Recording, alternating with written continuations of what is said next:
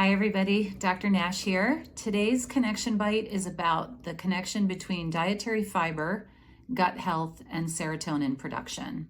I've spoken before in other videos about the role of the gut in producing serotonin. 95% of our body's serotonin, which is a very important neurotransmitter that affects mood and some mental health issues like anxiety and depression, have been linked with low serotonin.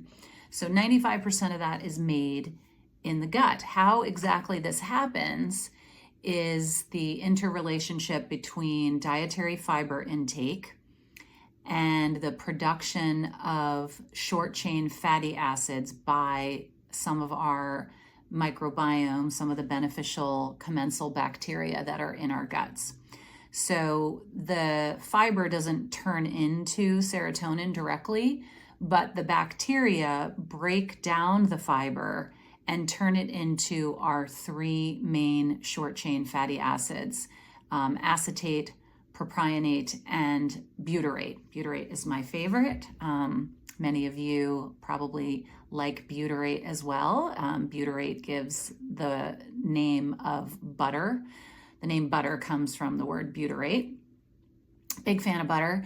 And then these short chain fatty acids have a direct anti-inflammatory effect on the gut lining, but they also go on to stimulate these ECC cells, which produce the serotonin.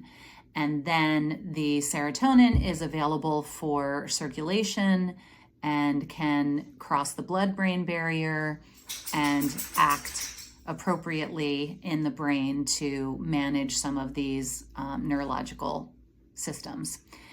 The precursor for serotonin is also beneficial to ingest, which is tryptophan. And tryptophan is found in a lot of animal proteins. A lot of people are familiar with the effects of tryptophan from turkey, but tryptophan is also found in a lot of nuts and seeds and legumes, and also in quinoa and soybeans, if you can tolerate either ones of those foods.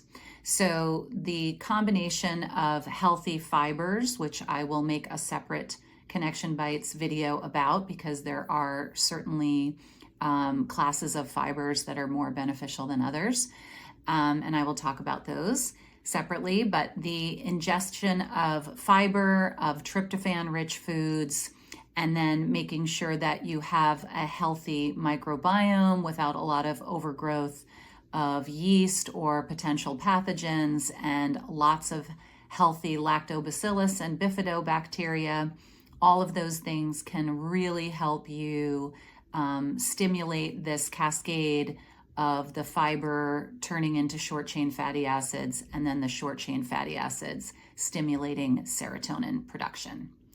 So that's the take home for today. Thank you very much.